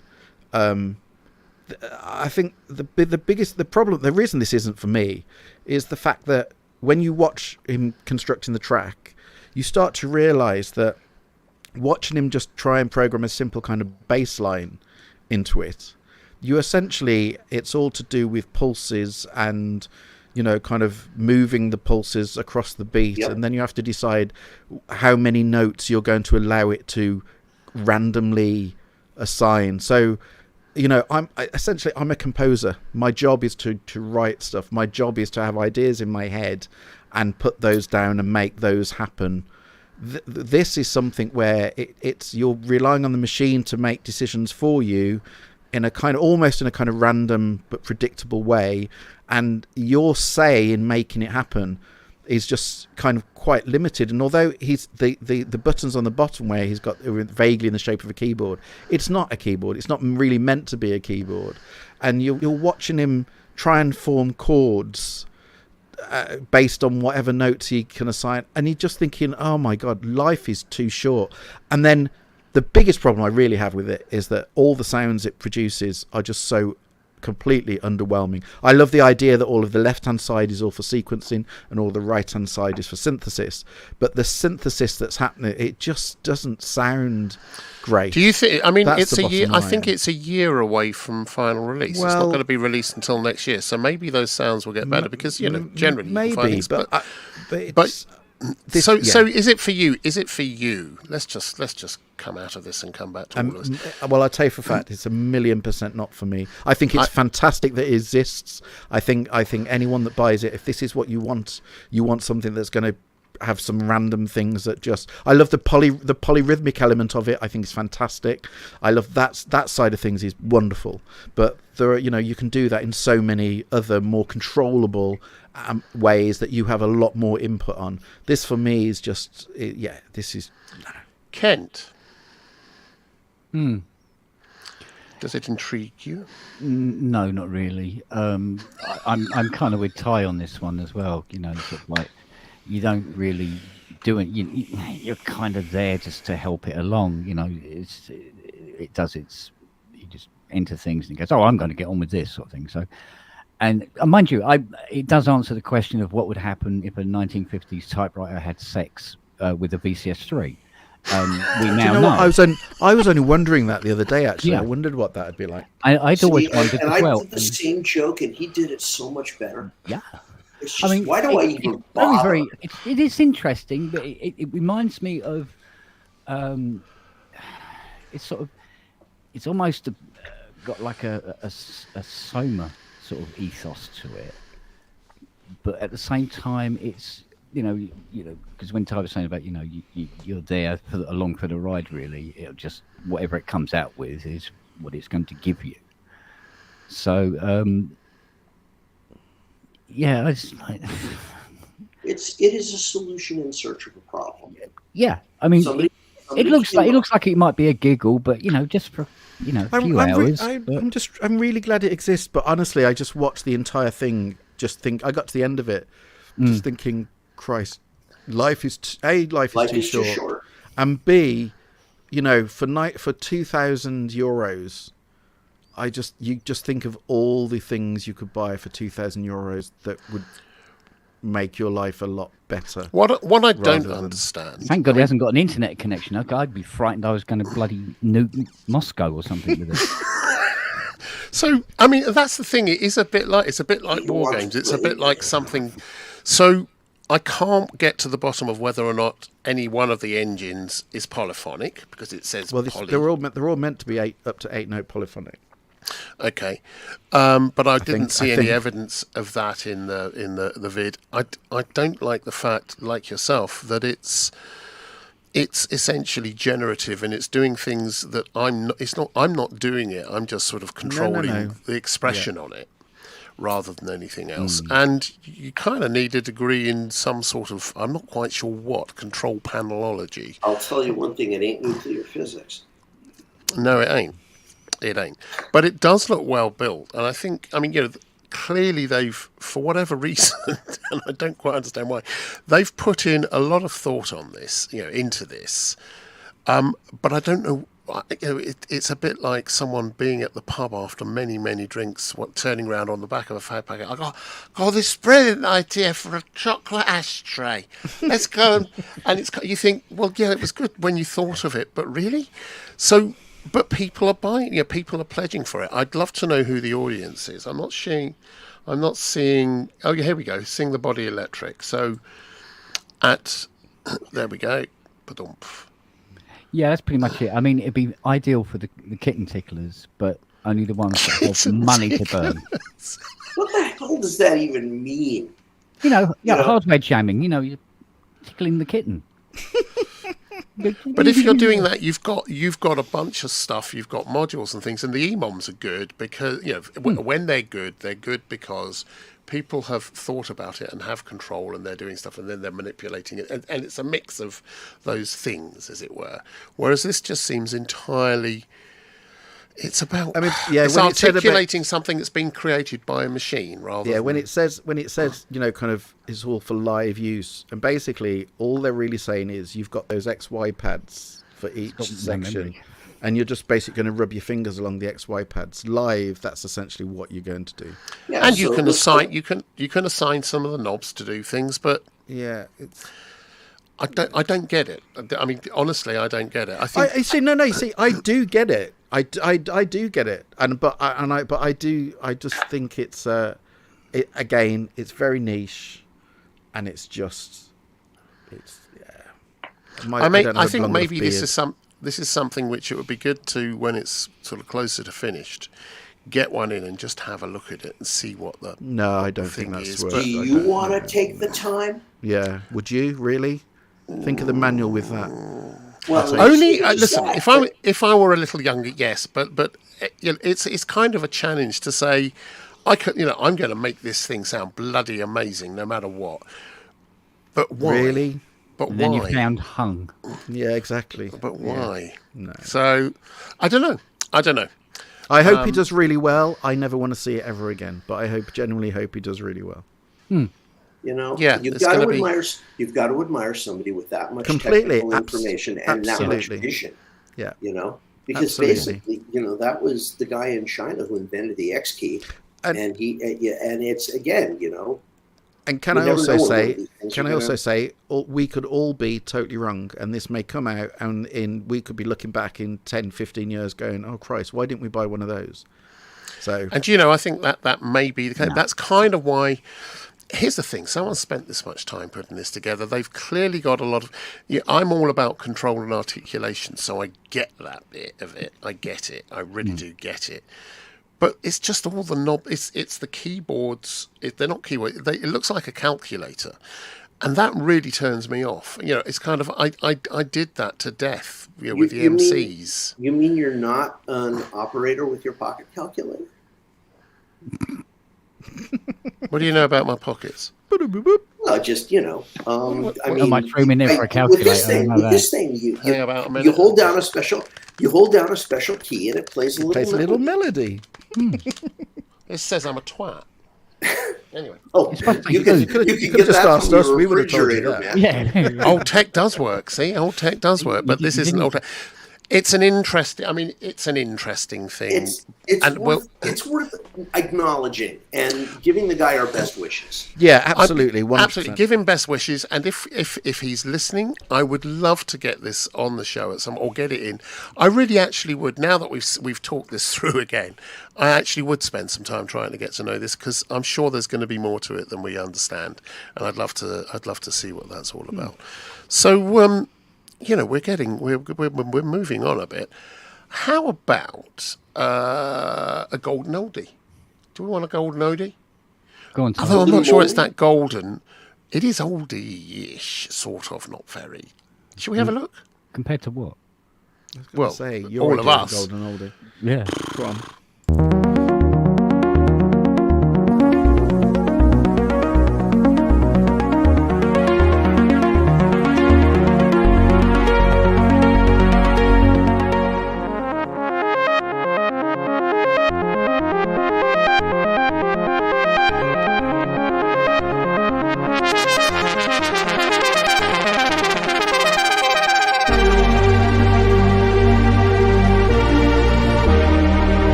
can I go in first? I'm a huge JX-3P fan. Huge. I love it. Of all the stuff that came out in that era, the JX-3P is by far my favorite Roland. And I'm not a Roland Cloud user, but I have a JX-03, and I swear by it.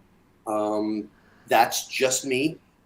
But in terms of being able to have that kind of sound available in a DAW, I'm 100% all the way there for it. Gentlemen. Great. Good. The less of them in real life, the better. Well, they're kind of brutalizing instruments. I just restored two of them for a well-known keyboard shop up north. Yeah, jokes.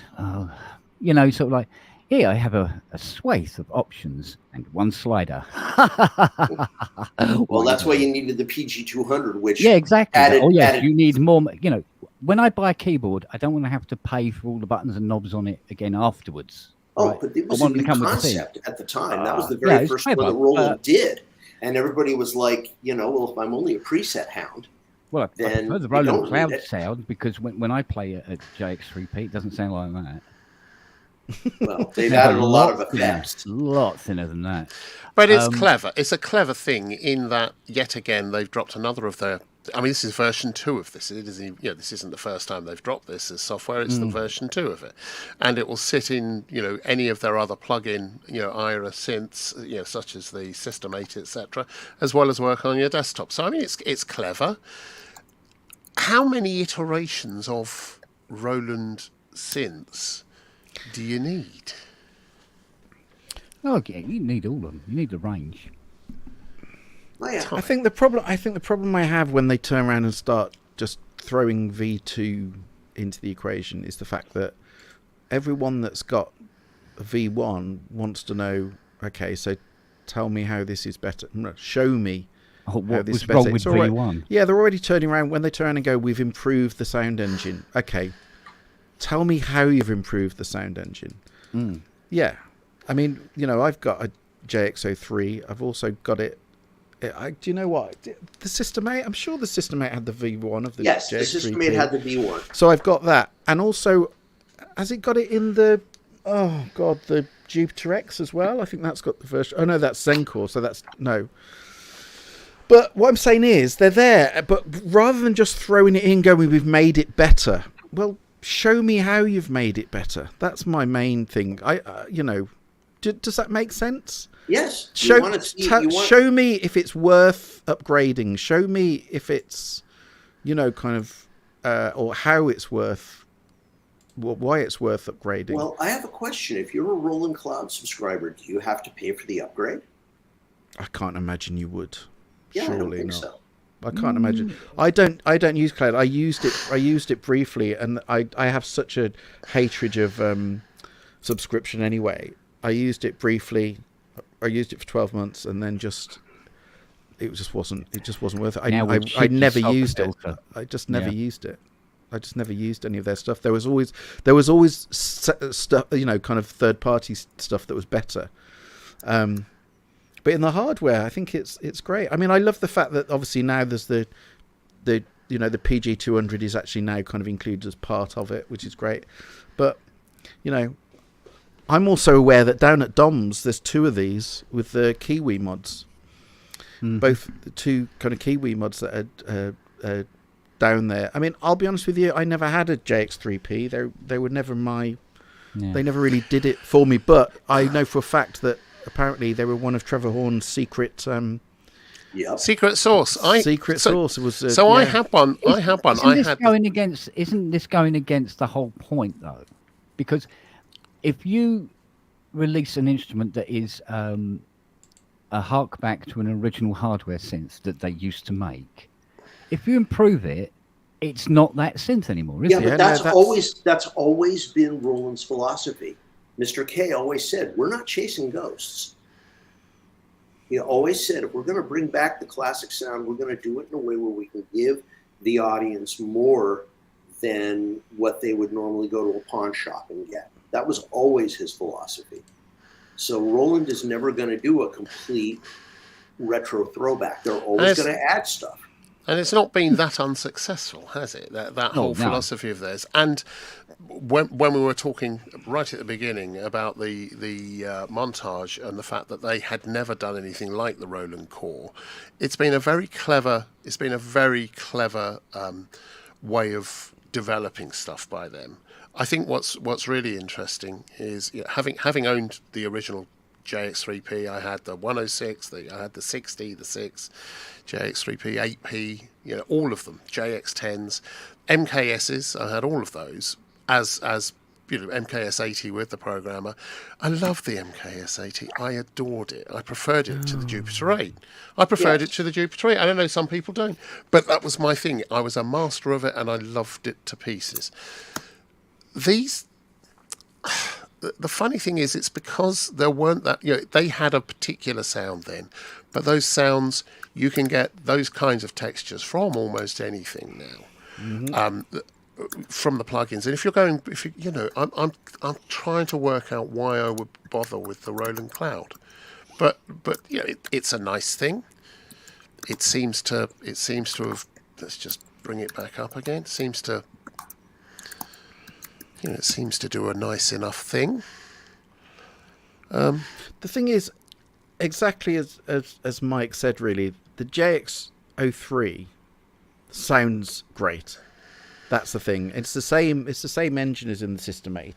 I mean, more or less. It's an ACB. Yeah, and so it does sound great. So all I keep thinking is, it sounds great to me, but they've obviously improved it. All I want to really know is, how have you improved it? Show me how you've improved it, and then I'll look at, Well, I'm just trying to find now exactly what they've done that does improve it. And I'm struggling. Well, I have to say, it should come as a surprise to anyone should not come as a surprise to anyone who's read my book that the JX3P is in there, and I avoided all the Junos because I just didn't think they were, what fit in my book.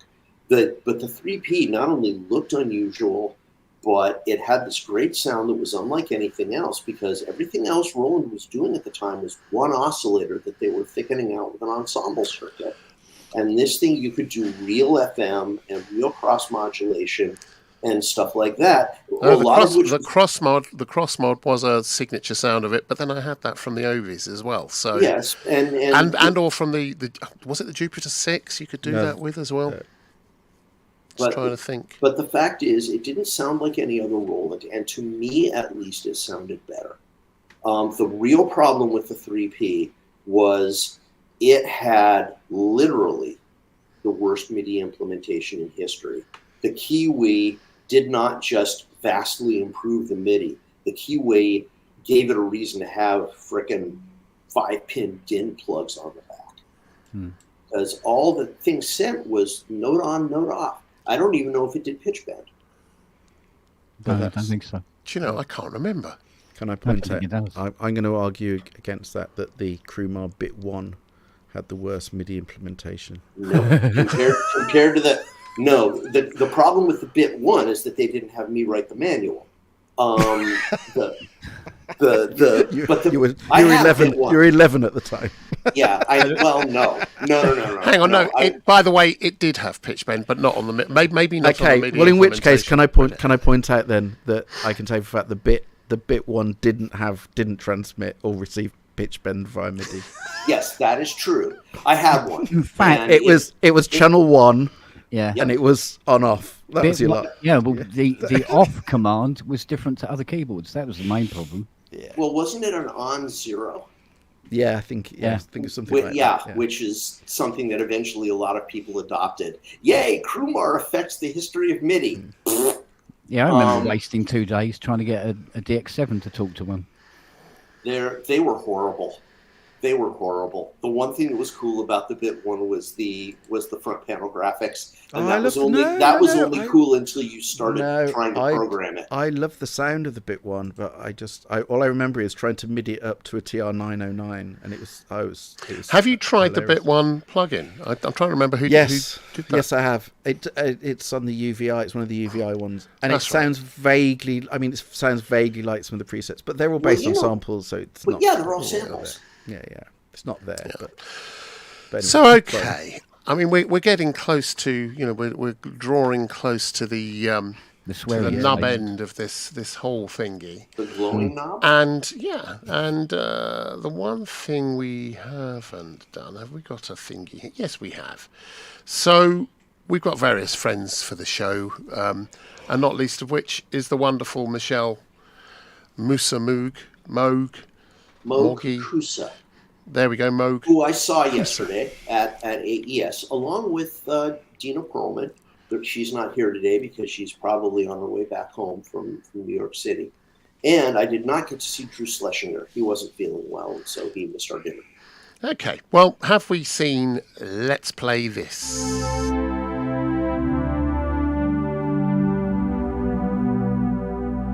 My name is Dominic Milano. And in 1975, I was one of the first two members of the Keyboard Magazine staff. Launched in 75, and over the years, I was its assistant editor, art director, and eventually editorial director for the whole group of all the music magazines that we published. I met Bob Moog when I was 16 years old at a NAMM show. And 3 years later, I interviewed him with Tom Darger for the first issue of Keyboard Magazine at the same hotel where I met him to begin with. And he started writing a column for us from the first issue on, and we just became colleagues and friends and a lifelong friendship. Yeah. So, I mean, I heartily advise you to watch that Veed. And here it is there. So, Dominic Milano, curiously, guess who's on the show next week? Dominic Milano. So he was for many years the editor, or rather one of the editors, one of the founding sort of contributors to Keyboard Magazine, ended up running a whole bunch of stuff, became friends with Bob Moog, who contributed as well. And he got a memory Moog not long after he finished writing the manual for it. And it's his memory Moog. He's given it. It's been serviced, fully serviced. And he's given it to the Moog Foundation. And they're raffling it. They're doing a raffle to end up owning this wonderful thing. And the Moog... Go on. Sorry, can people like and subscribe? Thank you. Going back. That's a good thing to say, thank you. So this is the Moog Foundation is a really good thing. They do a lot of work with youngsters and with people making synthesis and music accessible, and they've got their own archives. They've got the Museum on the website. They've got a whole bunch of resources for people wanting to find out more about synthesis. They've got a whole bunch of stuff. So if you would like to win this, you can buy tickets for it, and this is a sort of a legendary thing. Not if you've got a Moog 1, probably, but this is a legendary thing when they go right, and this has been serviced, so it's probably going to work. They sound astonishing, and they were sort of very pretty unique when they came out. Ken, you've seen a few of these in your time. Have you any thoughts about this? Nothing that I want to repeat. I got 4 here at the moment. I mean, I bought tickets for this, but only because I'm just supporting the foundation. I've already told me, show it, if I win it, just put my ticket back in and pull somebody else's out, because I don't want one. So, yeah, it's been serviced. I'm sorry, but that doesn't mean anything. It just doesn't mean anything at all. It means that it was working the last time I turned it on, kind of thing. So, yeah, that's essentially what it means. It's a plus, but the sequencer is unusable. unless you like playing. I think it's about a quarter of a second in the past, and then you'll be fine. So you need sort of like phase modulation, but with time rather than anything else. But it's a lovely machine. It's signed and everything else. Yeah, it's a piece of history. It's a piece of history. Just don't turn it on and use it. I've always wondered. I mean, I really have always wondered. I know when they're working, and I've used a few from time to time. And when they're working, they sounded freaking enormous at the time. Mm. There are others that have come since that also sound amazingly big and fat, but that don't have reliability issues. What about feet? But I'd still, I'd kind of. Even today there isn't much that will sound like a memory Moog down the bottom end in unison. It will take windows out. I mean, I've had loud keyboards here and stuff, but that thing is just raw power. Ty. I mean, I'll buy tickets. Would I want to win one? Yes, that would be fantastic. Would I want to go and buy one? No, because I've known Kent long enough to know that on a regular basis, every time I talk to him, there's always a memory Moog.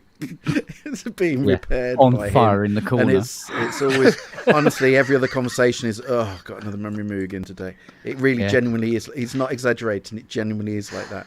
But I tell you what's strange is that, when we're all of a certain age, and when we were all kind of teenagers, late teenagers, early 20s, there were always the synths that you really wanted. They were always the ones you really had that thing for. It's really strange, but Memory Moog was never one that I ever looked at and really, really, really wanted. It was one of those I just thought, it's fine. But would I want one? Yeah, I would want one. But I mean, the prices they are now. I had a chance to buy one a few years ago, and I think it was about 5,000, and I didn't buy it. I wish I had now, because obviously, what they're worth. But I have no great sentiment. They don't mean anything to me sentimentally. But I think as a machine, exactly as you were saying, really, it would be an amazing machine to have just for it to say that. And a bit, as Kent said, it's another one of those that when you switch it on, you're just crossing your fingers, going, "Please work today, please work today." And I've got a few like that, because when it's working, heaven's opened its doors and away you go. Yeah. Mike. Well, first of all, thank you, Kissing the Machine, for the 10 quid from a fully paid up jerkweed. I'm not sure how that's become my thing, but hey, I'll take it. The Memory Moog and I had a very brief love affair. I worked with one when they were just out, and I very quickly realized that yes, it sounded glorious, but no, I smelled disaster in the wind. There was always something about it that seemed like it was driving as fast as its angels can fly. And the price was out of my range. So when I actually, and the sound, I'm in a minority. I've never been a huge fan of the Mini Moog sound. And so when I had the opportunity to get a fairly expensive, spendy polysynth, I got an expander. I went Oberheim. I love the fact that they're raffling this one off. I have nothing but admiration for Dom Milana. I've never met him, but he was one of the inspirations for me doing what I did when I joined Recording Magazine. And so he's very formative. And I would value anything that had his signature on it, but I don't want a Memory Moog in my house. Here's the thing. I'm going to be buying tickets. I haven't so far, but I will be buying tickets because I really, really, really admire what Michelle and the Moog Foundation do. Supporting that is amazing. It's absolutely... It really is. And do you know what? If I won it, I would have it in a heartbeat. I'm like Ty. If I won it, I'd have it in a heartbeat. Thank you very much. Would I pay for it at the prices they are now? Not a chance. But I would have one, and I would occasionally fire it up, keep my fingers crossed, get the big subs in, and sit there and go in unison. I'd be doing all of that. I'd be doing. Of course, the other thing that a lot of people don't seem to mention very much is that it is a noisy synth. Oh, yeah. terrible. Oh, God, yeah. That fan, when it's running quietly, is noisy. So it's literally and when if you put it on an X stand, if you don't get it quite right, it will vibrate. It'll resonate. Insane, and it'll be like this all day long. In the end, you just push it off. This is why so many of them are broken. Most people are throwing them out the door. You go, I'll get that fixed later. You know what I mean? So they're a wonderful keyboard, but they're just. It's like having a very, very pretty girlfriend that's also an axe murderer. It's that kind of thing. Really. Well, I was about to bring up this picture here. It's more like having a pretty girlfriend who occasionally goes catatonic for months at a time. And now I just can't bring up the. I can't bring up the picture I was going to bring up of Michelle, because then it implies that that's what we think. But no, not at all. Michelle is a wonderful woman. Her and Dina both respect their father's memories. You know, they are so they're so proud of what their fathers did, and their fathers were geniuses. They were wonderful people. Yeah. Wonderful people. I'm waiting for the next ARP raffle, I have to admit. So, as everyone says, if you can, guys and gals and people of whatever other persuasion you happen to be, buy the tickets, because this is something really worth supporting. There are some things that are just worth doing because they're worth doing, and this is it's a special thing because of what it is, not just because of whether it's usable or what it sounds like or whatever. Because it's for what it is. Yeah. Absolutely, and even more what it signifies. Exactly. And gentlemen, you know what? The funny thing is, I think we're kind of getting to that moment, and I think that's a show. We got through the whole list. We got through the whole thing. Well, thank you, and thank you very much for coming on. So let's sort of do a bit of a wrap up here. Let's start off with young Ty. First of all, Ty, thank you so much for coming, and it was great to get your input on a lot of this stuff. You always have such a unique view, and you're always so bald. Not that anyone would say that. What? Did I say something? What? Did I say something? I do my best to stay bald. Your bust. There we go. It was good. Do you have any plans for this weekend, young Ty? Have you got anything? I generally, and I'm not just saying this because it is sat there, I'm generally spending a lot of time going through the Maximus this weekend. That is what I'm doing essentially a lot of this weekend. If this was a pub, I'd have a phone going up and down about that. You know the kind of thing I'm talking about. So, Mike, what have you got planned for the weekend? Anything? Well, yes. Finally, it's not just the usual. Oh, sorry. By the way, Mike, thank you for your input today as well. Really good of you to come on. It's great of you to spend the time. I'm always glad to be here, and I love all you jerkweeds so much. But this weekend is very special for me. There's they would have called him New Age 40 years ago. Now he's an ambient musician named Giles Reeves. Did an album called Sea of Glass that was out on Hearts of Space Records. Giles went on to become a recording engineer, second engineer, he's recorded with a bunch of people, and he's toured with some fairly famous folks. And Giles is a very, very dear friend of mine. And before I head home from New York City, I'm actually going to be taking the train up to the woods of Connecticut, where he has a beautiful studio. And he and I are going to spend the weekend actually maybe recording some tunes, which we've been wanting to do for a long time. So this is going to be a very special weekend for me. Fantastic. Young Kenty Poos, what have you planned for this weekend? Have you got anything planned at all? Matt Evans wants his £2 back because Ty never swore. Oh shit! Sorry. Fuck. Thank you. Sorry. Back to Ken. Kent. Yeah. What have you got planned for this weekend? Anything? there's lots of things planned, but whether it happens or not is a completely different kettle of fish.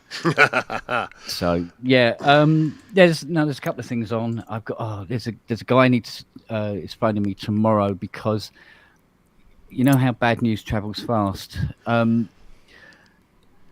Shuffle. There's a chappie in Midwest somewhere who's heard that I managed to successfully completely restore a GS1 and wants me to do his now. What? There's another one? Another one. So that's another 3 that I've kind of booked in now. 3 more GS1s? Yeah, from around the planet. Bloody hell. And just to make sure that nobody else does it as well, I'm charging 20k. Go away. Okay, well, I don't know. I've got one little piece of news because I've got things to do this weekend. Sure. I want to share this with you if you don't mind. Well, here we go. I've been talking about this for months. Well, we're going to be launching this next week on the 1st of November. We're buying this building, which we inhabit, and we're turning it into a community asset, which is going to provide spaces, affordable spaces for creatives, community organisations, charities, people doing all sorts. There's people doing. There's a guy with a snooker club down there who does a lot of stuff around mental health. There's a yoga teacher, Pilates person. There's all sorts. Someone doing glass. There's graphic designers. There's ourselves, of course, and there's a whole community business and charity downstairs. There's a community. They reach out and they already provide stuff to about 500 people in the local community, delivering services. And we were asked if we wanted to take it on by our landlord, and he gave us the opportunity to buy it. So we're just going through the process of trying to buy it, and we are launching this next week. So this is the first time anyone outside of our thingies has seen this, and I will share this with you at some point. And if anyone would like to donate, you can either donate or you can buy shares. And that's the thing. And we've got to raise an awful lot of money to get this bought, but it's a wonderful thing, and we're hoping to use it as a model for other people to buy similar things. And we're going to be sharing all of our documentation and the way we've put this together with anyone else out there that wants to know how to do this. That is amazing. So that's what I've been doing for months now. Well, and it's not just me; it's people from downstairs. There's Anna, Claire. We've got a board of directors now, and the tenants are jumping on board. And, this is... David Tennant? Yeah. And all of these things are things we need to do at the moment. Bringing people together at a time when there is so much division, I think, is a really good thing. So there we go. That's what I'm going to be. I've got to finish off some documentation on that over the weekend. So I just thought I'd share that with you. Why not? Thank you. Yeah, excellent stuff. So, gentlemen all, I think that's probably a flipping show. That is a show. Mention who's on next week. Oh! He already has. I already have, but I can't remember his name. Bear with me a second. Dominic Milano. That's the one, Dominic Milano. So Dominic Milano's on next week here, former editor, assistant editor of Keyboard Magazine, and then ran the whole publishing group. And then he ran the whole thing, and he was intimately involved with and wrote manuals for various different Moogs and memory Moogs and all sorts of things. Moog. He's a bit of a ledge. He really is, and he's donating his, as we've just covered, his own personal memory Moog because he didn't want to self out of the house again. So he's on next week. Be really interesting to talk to him about stuff. Not Mo. Yeah, Moog. That's how you remember it. I know, but you're not British. It's Moog. Yeah, it is Moog. Well, neither was Bob. Hi, Mick. Right, listen, gentlemen, that, I believe, is a show. So shall we all say ta-ta?